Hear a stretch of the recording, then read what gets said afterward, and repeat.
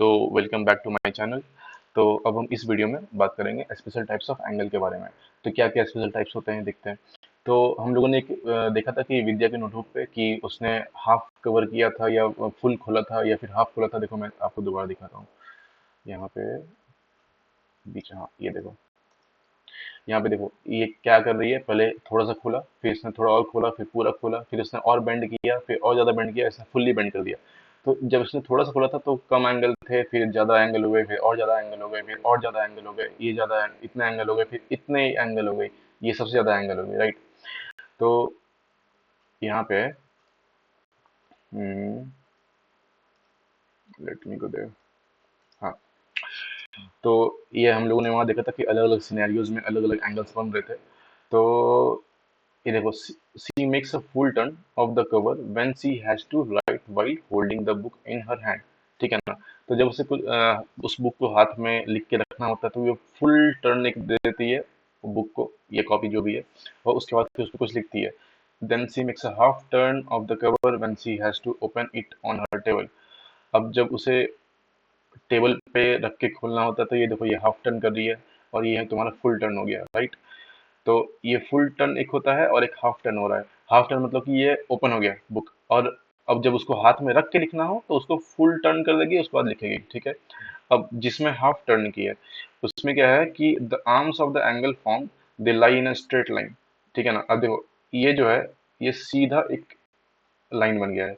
अब ये लाइन में जो एंगल बन रहा है, राइट, उसको ये सीधा जो लाइन है यानी कि स्ट्रेट लाइन, उस पे जो एंगल बन रहा है वो एंगल को स्ट्रेट एंगल बोलते हैं। जैसे देखो यहाँ पे ये एक लाइन है, ठीक है, ये लाइन में एक ये पॉइंट हो गया, वर्टेक्स मान लो इसे। अब ये ओ ए इधर से एक एरे हो गया, सॉरी, ओ ए इधर से एक ये रे हो गया, और ये ओ बी इधर एक रे हो गया, और बीच में ओ वर्टेक्स है।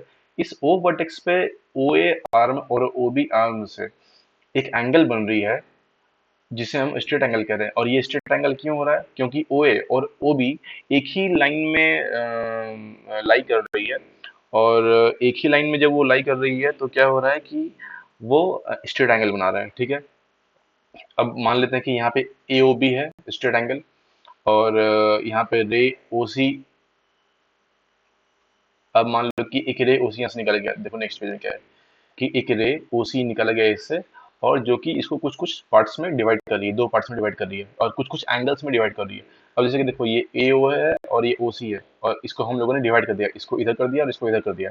यही ए ओ और ये ओ बी, और यहाँ पे ओ सी और ये ओ सी, यहाँ पे कुछ एंगल बना और यहाँ पे कुछ एंगल बना, ठीक है। अब दोनों को देखकर तो यही लग रहा है कि दोनों में एंगल इक्वल्स नहीं होंगे, दोनों एंगल अलग अलग होंगे। अब इसमें ये पूछ रहा है कि is it possible to draw O C such that two angle are equal to each other in size. तो अब जैसे देखो, हमारे पास एक ए था पॉइंट, एक बी पॉइंट था और एक ओ पॉइंट था, ठीक है। अब यहाँ पे एक सी ड्रॉ करना है, एक ऐसा पॉइंट यहाँ पे कि दोनों का एंगल इक्वल हो। तो चलो हम देखते हैं क्या कर सकता हूँ यहाँ पे। यहाँ एक ये मान लो ये सी हो गया, ठीक है। अब यहाँ पे इधर से भी देखें तो एंगल इक्वल है, और इधर से भी देखें एंगल इक्वल है। ये कैसे हुआ? क्योंकि दोनों में इक्वल इक्वल डिवाइड कर रहा है, देखो ये ऐसे है और ये ऐसे है, देख रहे हो? दोनों इक्वली डिवाइड कर रहा है, राइट। इसको हम 90 डिग्री बोलते हैं। जब ये परपेंडिकुलर जाता है, और ये परपेंडिकुलर मतलब कि ये बेस हो गया, और ये इसे परपेंडिकुलर मतलब कि जस्ट सीधा उसके स्टैंडिंग में है, ठीक है ना। तो वो परपेंडिकुलर एंगल्स होते हैं, और परपेंडिकुलर एंगल्स को 90 डिग्री कहते हैं। तो ये हम फ्यूचर में देखने वाले हैं, ये मैं बस बेसिक्स बता दिया अभी उसके बारे में। चलो let's explore. We can try to solve this problem using a piece of paper. Recall that when a fold is made, it creates a crease which is straight. ठीक है ना। तो एक हमें पता है कि जब भी हम एक पेपर को फोल्ड करते हैं तो फोल्ड करने के बाद इसके बीच में एक क्रीज बनती है, और वो क्रीज से हम एक लाइन बना सकते हैं, क्योंकि वो जो क्रीज बनती है वो एक्चुअली स्ट्रेट होती है। तो तुम खुद से कर सकते हो कि एक रेक्टेंगुलर पीस ऑफ पेपर लो, और एक साइड में उसको एक काम करो कि एक स्ट्रेट लाइन बना दो ए ओ बी, राइट। ये देखो मैं दिखा रहा हूँ, ये पेपर है, ठीक है। अब यहाँ पे एक ए पॉइंट है, ये बी पॉइंट है, ये ओ पॉइंट है। अब यहाँ पे मैंने क्या किया कि इस पे एक एंगल बना दिया ए ओ बी करके, जो कि स्ट्रेट एंगल है। अब इस पॉइंट से हम लोग इसे फोल्ड करेंगे, by folding try to get a line और crease passing through O that divides A O B into two equal angles. तो ये क्या किया हम लोगों ने, अब इसको फोल्ड कर दिया, देखो। अब जब हम लोगों ने इसे फोल्ड किया लाइक दिस वन, ये ए है, यहाँ पे बी है, ये ओ है बीच में। अब इसको ऐसे हमने फोल्ड किया, अब फिर फोल्ड करने के बाद फिर से इसे खोल दिया, ऐसे खोल दिया। अब जो पेपर है उसको फोल्ड किया है। अब यहाँ पे हमें ये देखने को मिला, जब फोल्ड करके जब पूरा मिला देंगे तो यहाँ पे ओ ए और ओ बी ओवरलैप हो रहा है, ठीक है ना। और जब ओवरलैप हुआ उसके बाद फिर क्रीज आया, और क्रीज आने के बाद जब उसे हमने खोला, और फिर यहाँ पे हम लोगों ने स्ट्रेट लाइन बनाया जब क्रीज आया तो। अब उसके बाद जब हमने देखा तो यहाँ पे दो एंगल्स बन रहे थे, राइट। ये दो एंगल्स ऐसे करके और ये इससे ऐसे करके दो, यहाँ पे दो एंगल्स बन गए, ठीक है। अब आगे देखते हैं। तो justify why the two angles are equal. Is there a way to superimpose and check can this superimposition be done by folding? तो देखो, यहाँ पे जो एंगल बनी है, मान लो कि यहाँ पे एक पॉइंट एक मान लेते हैं सी।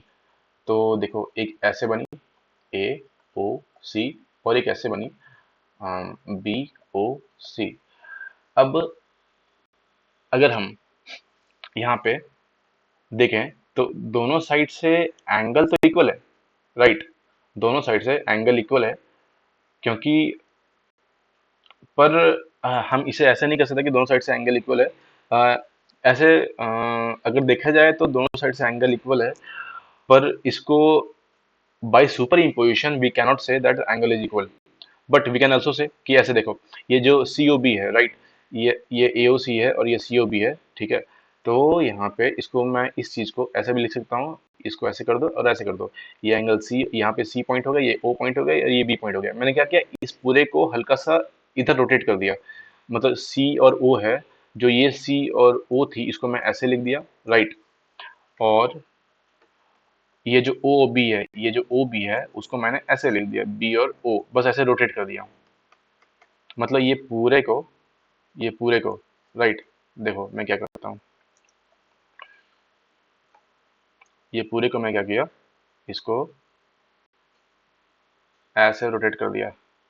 अब बताओ, दोनों सेम लग रही है या नहीं लग रही है? कमेंट करके बताओ। देखो, ये सी पॉइंट है, ये बी पॉइंट है, ये ओ पॉइंट है, दोनों सेम की सेम है, कुछ डिफरेंस नहीं है, पूरी की पूरी सेम है, ठीक है। अब देखो, तो यही चीज को मैंने यहाँ लिख दिया ऐसे। अब देखो, ये अब ये जो बी ओ सी एंगल बनी है, राइट, और ये जो सी ओ ए एंगल बनी है, अब दोनों को क्या हम ओवरलैप कर सकते हैं? बिल्कुल ओवरलैप कर सकते हैं। और जब ओवरलैप करेंगे तो सुपर इम्पोज भी हो जाएगा आराम से, राइट। देखो, अम, देखो, ये यहाँ पे ओवरलैप हो गई, और जब यहाँ पे ये ओवरलैप हो गई तो क्या मिला हमें कि दोनों सुपर इम्पोज किया हम लोगों ने, तो पता चला कि दोनों को दोनों एंगल्स इक्वल थे। मतलब कि ये एंगल भी और ये एंगल भी, दोनों को दोनों एंगल इक्वल था, ठीक है। तो ये यहाँ पे हम लिख सकते हैं इसमें कि दोनों एंगल्स इक्वल हैं, क्योंकि हम लोगों ने उसे सुपर इम्पोज किया और पता चला कि दोनों एंगल्स इक्वल आ रहे थे। अब can this super imposition be done by folding? तो अगर ऐसा देखा जाए तो सुपर इम्पोजिशन फोल्डिंग के थ्रू भी किया जा सकता है। तुम खुद ट्राई करके देखो कि एक पेपर ले लो, राइट, एक पेपर ले लो और उस पेपर को यहाँ बीच से फोल्ड कर दो। और जब फोल्ड करोगे तो क्या पता चलेगा कि दोनों साइड से जो एंगल बना रही थी, इक्वल एंगल बना रही थी, और इक्वल एंगल बनाते टाइम में दोनों का वर्टेक्स सेम था और आर्म लेंथ भी सेम थी। जब दोनों का वर्टेक्स और आर्म लेंथ भी सेम थी तो फिर दोनों में एंगल इक्वल बन रही थी, राइट। अब ये देखो क्या कह रहा है, each of these equal angles formed are called right angles. So a straight angle contain two right angle. तो देखो, ये सिंपल स्ट्रेट एंगल है, ठीक। यहाँ पे ए कह लो, ये बी कह लो और ये ओ कह लो। अब यहाँ पे इक्वल जब ये डिवाइड हो रहा है तो यहाँ पे इधर जो एंगल बनेगी और इधर जो एंगल बनेगी वो 90 90 बनेगी। जब इधर इक्वल और इधर इक्वल 90 90 बन रही है तो हम ये कह सकते हैं कि दोनों इक्वल एंगल्स हैं, और दोनों जो इक्वल एंगल्स बन रहे हैं वो 90 90, राइट, सॉरी 90 नहीं, राइट एंगल्स बन रहे हैं, राइट। अब देखो, ये कह रहा है कि why shouldn't you argue with 90 degree angle? ये जो राइट एंगल होती है ये, एक सेकंड,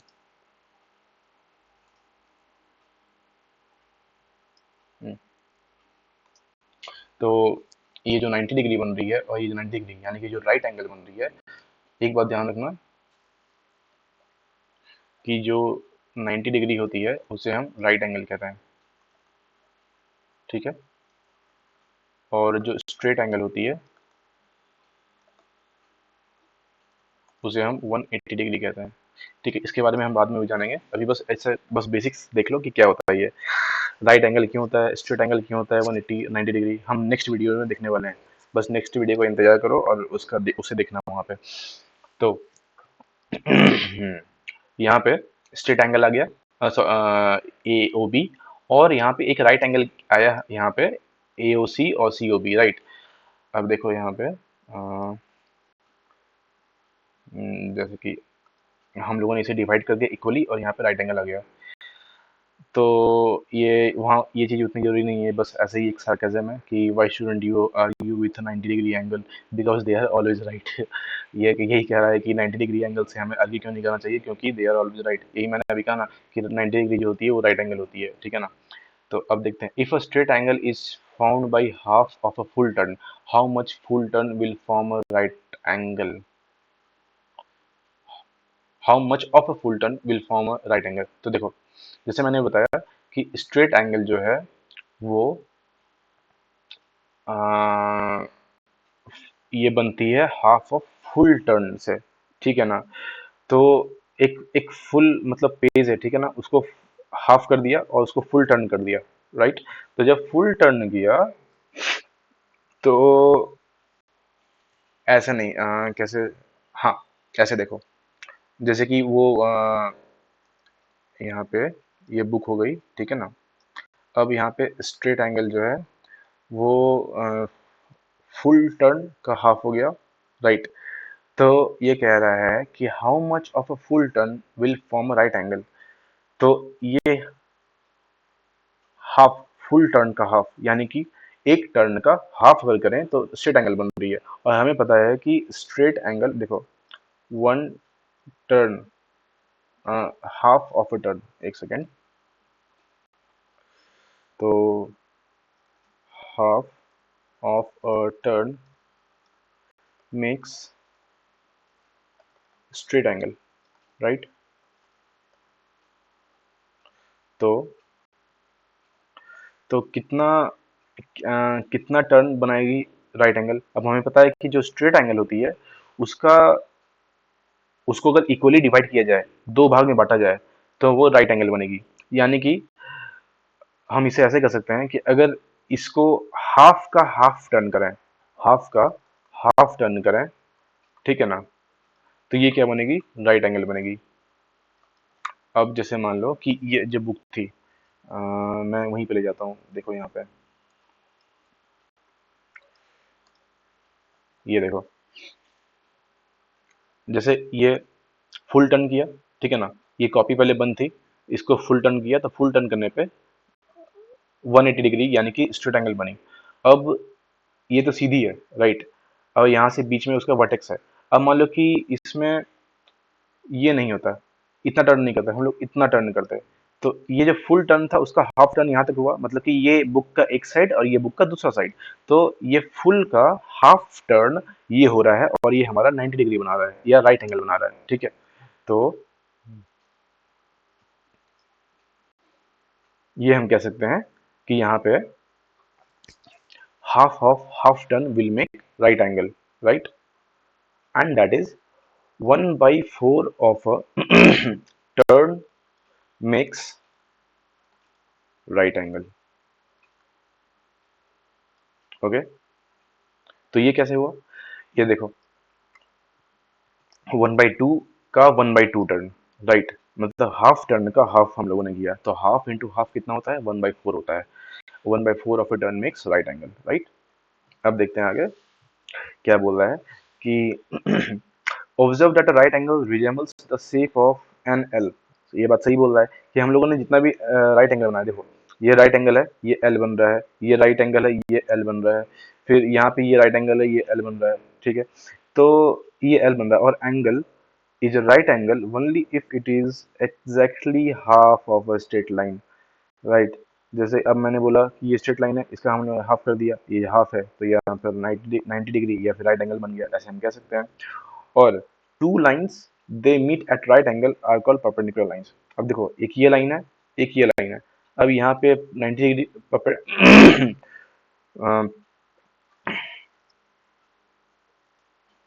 तो यहाँ पे ये 90 डिग्री है, और दो लाइंस बनी है, ठीक है ना। दो लाइंस के बीच में ये जो एंगल बन रहा है वो 90 डिग्री कह लो या फिर राइट एंगल कह लो। तो जब ये राइट एंगल बना रही है तो ये दो लाइंस परपेंडिकुलर लाइंस कहलाती हैं, ठीक है। अब आगे देखते हैं फिगर इट आउट में क्या है। तो फिगर इट आउट में क्या कर रहा है कि how many right angles do the windows of your classroom contain, do you see other right angles in your classroom. तो आई गेस यू नो कि एक जो विंडो होता है उसका साइज क्या होता है। कहीं पे विंडो ऐसे होते हैं, कहीं पे विंडो ऐसी साइज की होती है, राइट। तो विंडो में अगर हम ये देखें तो ये देखो, यहाँ पे एल शेप बना रहा है, यहाँ पे भी एल शेप बना रहा है, ये भी एल शेप, ये भी एल शेप। तो सब में जहाँ जहाँ एल शेप बना रही है वहाँ वहाँ राइट एंगल होगी। ये भी राइट एंगल, ये भी राइट एंगल, ये भी राइट एंगल। सिमिलरली यहाँ भी हम कह सकते हैं ये भी राइट एंगल, ये भी राइट एंगल, ये भी राइट एंगल, ये भी राइट एंगल। तो हम ये कह सकते हैं कि हर एक विंडोज में 4 राइट एंगल्स होती है, 1 2 3 एंड 4, राइट। अब ये कह रहे हैं do you see other right angles in your classroom. Yes, I hope you can see. अगर देखा जाए कि क्लासरूम में और कहाँ कहाँ में राइट एंगल्स दिख रही है, तो तुम कॉर्नर्स ऑफ वॉल पे देख सकते हो कि वो एल बना रही है। जैसे मान लो कि ये तुम्हारा एक साइड ऑफ वॉल है और इस साइड से तुम्हारा दूसरा वॉल है, ठीक है ना। तो ये मान लो कि यहाँ पे ब्लैक बोर्ड है सामने में इस वॉल पे, और इधर में एक वॉल है और तुम यहाँ कहीं बैठ के देख रहे हो क्लास को, ठीक है। अब इधर में ये तुम्हारा सामने ब्लैक बोर्ड वाला वॉल है और इधर में लेफ्ट साइड वाला वॉल है, ठीक है। अब यहाँ पे देखो, ये जो एंगल बना रही है, अगर तुम वहाँ सामने से विजुलाइज करोगे तो वो तुम्हें क्या दिखेगी, वो एक एल का फॉर्म बना रही है। फिर ये जो एंगल बना रही है वो भी एल का फॉर्म बना रही है, और ये जो एंगल बना रही है वो भी एल का फॉर्म बना रही है। तो यहाँ पे सारे के सारे 90 डिग्री हैं, ठीक है ना, सारे के सारे राइट एंगल्स हैं। ओके, चलो नेक्स्ट देखते हैं। Join A to other grid points in the figure by a straight line to get a straight angle, and what are all the different ways of doing it। तो A को हमें कुछ ऐसा करना है कि अदर ग्रिड पॉइंट से connect करके एक स्ट्रेट लाइन एंगल बनाना है। तो A तो एक पॉइंट हो गया, राइट। अब इसी को हम एक्सटेंड करेंगे यहाँ तक, ये बोलो, ये बोलो, ये बोलो, तो ये यहाँ तक में ए से एक यहाँ भी कनेक्ट कर सकते हैं, फिर ये भी कनेक्ट कर सकते हैं, उसके बाद फिर ये भी कनेक्ट कर सकते हैं। तो एक दो तीन, 3 लाइंस कनेक्ट हो रही है, राइट। यहाँ पे 3 डिफरेंट वेज है ये स्ट्रेट एंगल बनाने के लिए, राइट। तो यहाँ पे स्ट्रेट एंगल बन रही है।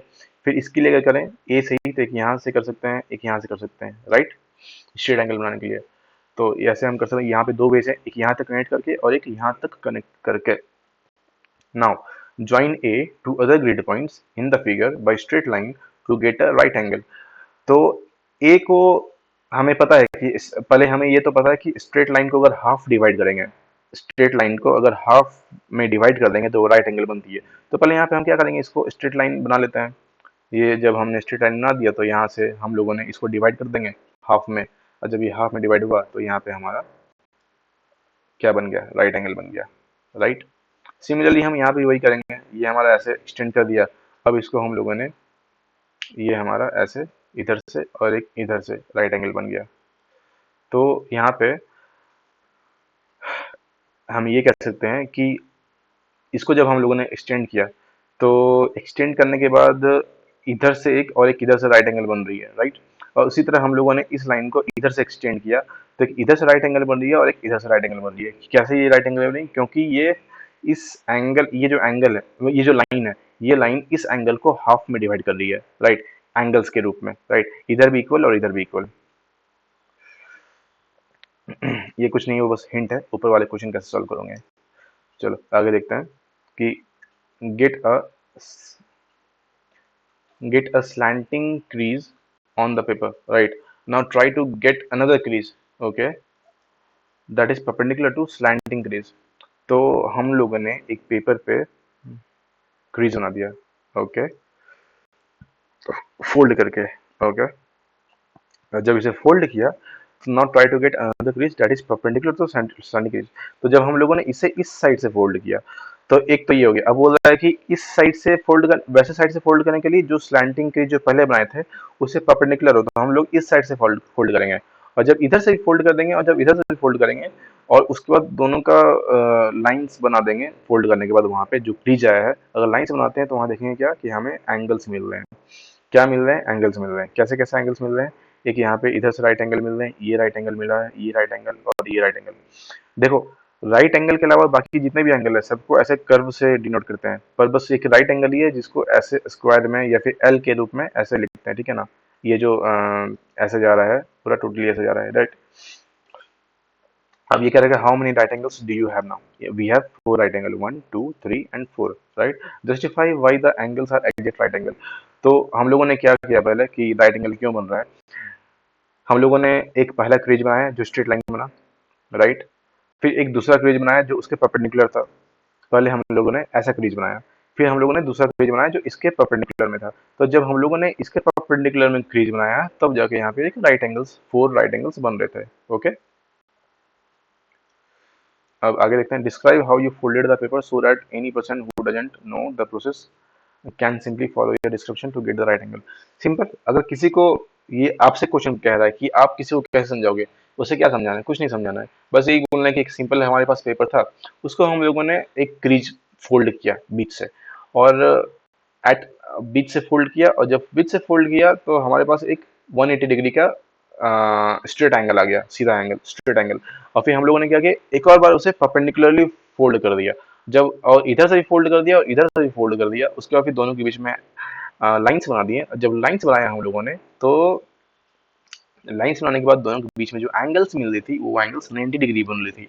और 90 डिग्री इसीलिए बन रही थी क्योंकि जो हम लोगों ने लाइन पहले क्रीज लाइन बना के जो फोल्ड किया था वो दूसरी वाली लाइन से परपेंडिकुलर थी, राइट। इसलिए ये जो है राइट एंगल्स फॉर्म कर रही है चारों साइड से। अब देखते हैं क्लासिफाइंग एंगल्स में।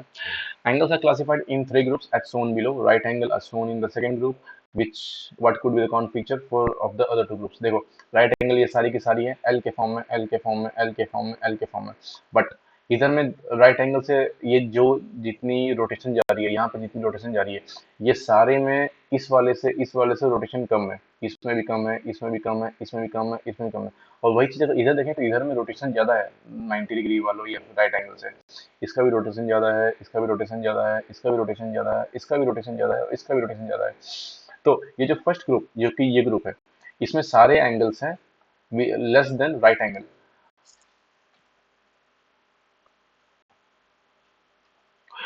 और in the in other words we can say कि less than a quarter turn, right. तो क्वार्टर टर्न मतलब क्या हो गया कि क्वार्टर मीन्स 90 होता है, राइट। 90 यानी कि one fourth, quarter means one fourth turn. मैंने अभी बताया था कि जो ये होती है राइट एंगल वो one fourth of A turn होती है, राइट। ये जो राइट एंगल होती है one fourth of A turn होती है। तो यहाँ पे वही कह रही है कि one fourth of a turn या फिर क्वार्टर टर्न से लेस है ये सारी, और इसीलिए इसे हम एक्यूट एंगल बोलते हैं। और इस ग्रुप में क्या है कि इस ग्रुप में क्या है कि all angles are greater than the right angle. ये जितने भी राइट एंगल्स हैं सबसे बड़ी उनसे बड़ी है ये सारी एंगल्स, लेकिन less than a straight angle. Straight angle क्या, ये वाली जो स्ट्रेट एंगल थी, तो ये जो स्ट्रेट एंगल है उनसे लेस है और इनसे बड़ी है, ठीक है ना। The turning is more than a quarter turn and less than a half turn, right. It's right, ये सही कह रहा है कि जो हाफ टर्न है यानी कि ये इससे लेस है, और जो क्वार्टर टर्न है यानी कि ये इससे मोर या ग्रेटर है। इसलिए और इन एंगल्स को ऑब्ट्यूज एंगल कहते हैं। ये एंगल्स एक्यूट एंगल हो गए और ये एंगल्स ऑब्ट्यूज एंगल्स हो गए, ठीक है। अब देखते हैं आगे में कुछ क्वेश्चंस है। Identify acute angle, right angle, obtuse and straight angle in the previous figures. तो अब समझ में आ गया कि इसमें जितने भी सारे एंगल्स होंगे ये सारे एक्यूट एंगल होंगे, फिर इसमें ये जितने भी एंगल्स होंगे ये सारे राइट एंगल होंगे, और इसमें जितने भी ये सारे एंगल्स होंगे वो सारे ऑब्ट्यूज एंगल होंगे, और ऐसे वाले एंगल्स स्ट्रेट एंगल्स होंगे। तो समझ समझ में आ गया कि स्ट्रेट एंगल ऐसे होते हैं, ऐसे राइट एंगल्स होते हैं जो एल के फॉर्म में होते हैं। फिर जो राइट एंगल्स हैं उससे जो छोटे होते हैं उसको एक्यूट एंगल बोलते हैं, और जो राइट एंगल से बड़े होते हैं उनको ऑब्ट्यूज एंगल कहते हैं, ठीक है। अब make a few acute angles and few obtuse angles and draw them in different orientation.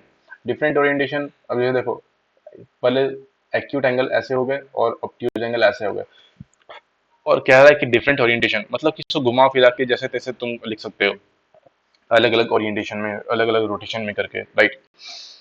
इसको मैं ऐसे भी कर सकता हूँ, फिर ऐसे कर सकता हूँ, फिर ऐसे कर सकता हूँ, फिर ऐसे कर सकता हूँ। बस ये देखना है कि ये मोर देन या फिर 90 डिग्री या फिर राइट एंगल ना हो या फिर राइट एंगल से बड़ा ना हो, ऑब्ट्यूज के लिए, राइट। ये ऑब्ट्यूज के लिए हो रहा है, सॉरी, एक्यूट के लिए, नॉट ऑब्ट्यूज, और ये ऑब्ट्यूज के लिए। यहाँ पे इसको तुम ऐसे भी कर सकते हो, फिर ऐसे भी कर सकते हो, अलग अलग ओरिएंटेशन में, राइट। ये हमारा हो गया अलग अलग ओरिएंटेशन में। अब नेक्स्ट में देखते हैं, कहाँ गया।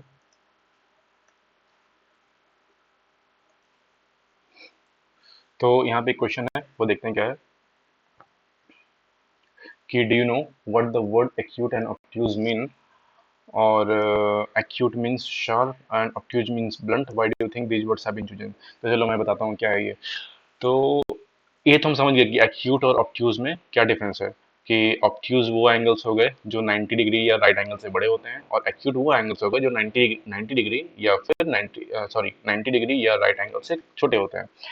अब एक्यूट मीन्स शार्प होता है और ऑब्ट्यूज मीन्स ब्लंट होता है, राइट।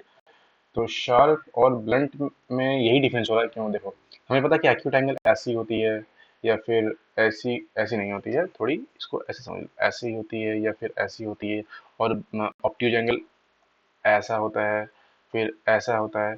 तो देखो, एक तुम्हें दिखाता हूँ कि मान लो एक निंजा है, और वो निंजा के पास एक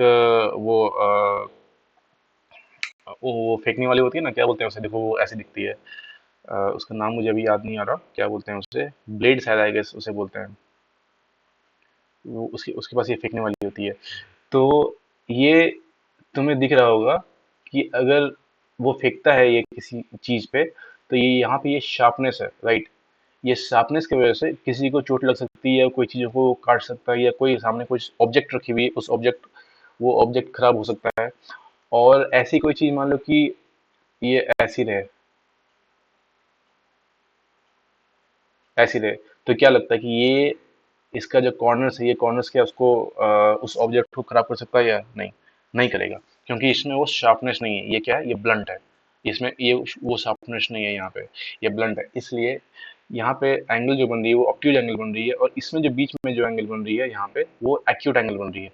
तो एक्यूट एंगल इसलिए वो शार्प कहलाया, क्योंकि यहाँ पे जो शार्पनेस है, ये शार्पनेस से किसी को भी चोट लग सकती है, और यहाँ पे जो ऑब्ट्यूज है ये ब्लंट है। ब्लंट मीन्स जो चीज धारीदार नहीं है, जो चीज से कुछ कट नहीं सकती, वो ब्लंट होता है, ठीक है ना। तो वो तुम्हारा ऑब्ट्यूज हो गया। इसीलिए ऑब्ट्यूज का मतलब ब्लंट होता है, और शार्प, एक्यूट का मतलब शार्प होता है, ठीक है ना। तो समझ में आ गया हो कि ये देखो, इतनी इतना छोटा सा चीज से अगर कोई चीज पे तुम मान लो कि ये, मान लो यहाँ पे कोई फ्रूट रखा हुआ है, मान लो कि यहाँ पे कोई, कैसे बताऊं, मान लो कि कोई फ्रूट कुछ भी है यहाँ पे,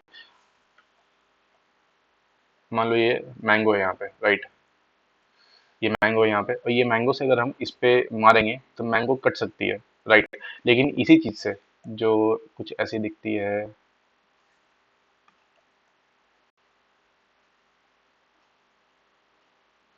अब इसको हम इस साइड से उसी मैंगो पे मारेंगे तो क्या लगता है, मैंगो कटेगी, नहीं कटेगी, क्यों, क्योंकि ये ब्लंट है, और ये इससे कट जाएगी क्योंकि ये शार्प है। बस इतना ही है इसमें। अब देखो, find out the number of acute angles in each of the figures below. तो हमें पता है कि एक्यूट एंगल निकालने के लिए क्या जानना चाहिए, कि वो राइट एंगल है या नहीं है, और राइट एंगल से बड़ा नहीं होना चाहिए। तो राइट एंगल नहीं होना चाहिए और राइट एंगल से बड़ा नहीं होना चाहिए, राइट। तो ये देखो, ये एक्यूट एंगल है, ये एक्यूट एंगल है, ये एक्यूट एंगल है, यहाँ पे टोटल 3 एक्यूट एंगल्स हैं। फिर यहाँ पे एक, फिर ये 2, यहाँ 3, फिर ये 4, 5, 6, 7, 8, 9, 10, 11, 12, यहाँ टोटल 12 है, राइट। इसमें टोटल 12 है। अब इसमें देखें तो 1, 2, 3, फिर ये 3 हो गया, फिर यहाँ पे 4, 5, 6, फिर 7, 8 9, फिर 10 11 12, फिर 13 14 15 16 17 18 19 20 21, राइट। यहाँ पे 21 हो गई। अब अगर इसके आगे एक और बनाए, जैसे कि ये कह रहा है कि यहाँ पे हमने ये पता कर लिया कि इसमें टोटल 21 एक्यूट एंगल्स हैं। और यहाँ पे अगर हम सबको देखें, सारे के सारे यहाँ पे, जैसे यही देख लो यहाँ पे, तो यहाँ पे अगर हम ये देखें तो ये भी एक्यूट एंगल है, ये भी एक्यूट एंगल है, ये भी एक्यूट एंगल है, क्योंकि ये सारे के सारे राइट एंगल से छोटे एंगल हैं। ये भी एक्यूट एंगल है, ये भी है, ये भी है, ये भी है। तुम यहाँ पे ये करके देख लो कि ये जो एल शेप होती है राइट एंगल में, उससे सारे के सारे छोटे हैं। ठीक है। तो मैं क्या चेक करने वाला था, एक सेकेंड। 3 1 2 3 1 2 3 3 1 2 3 4 5 6 7 8 9 10 11 12 13 14 15 16 17 18 19 20 21, राइट। ये 12 है, ये 21 है। अब इसमें 21 एक्यूट एंगल्स हो गए, इसमें 12 एक्यूट एंगल्स हो गए, और इसमें 3 एक्यूट एंगल्स हो गए। अब ये कह रहा है कि what will be the next figure and how many acute angles will it have, do you notice any pattern in the numbers. चलो देखते हैं, फिर एक नया फिगर बनाते हैं। एक हमारा, इसको थोड़ा जूम कर लेते हैं।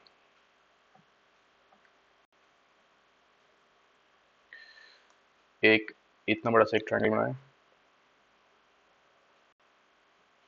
फिर उसके अंदर एक और ट्रायंगल, फिर उसके अंदर एक और ट्रायंगल। इतना तक उसमें किया हुआ था। अब इसमें हम लोग एक और ट्रायंगल बनाएंगे, राइट। अब देखो यहाँ पे 1 2 3 एंगल, फिर 4 5 6 7 8 9 10 11 12 13 14 15 16 17 18 19 20 21। इसको थोड़ा जूम करते हैं। अब इसमें कलर चेंज करते हैं। 22 23 24 25 26 27 28 29 30, इसमें टोटल 30 हो गए। यहाँ पे 30 एक्यूट एंगल्स हो गए, राइट।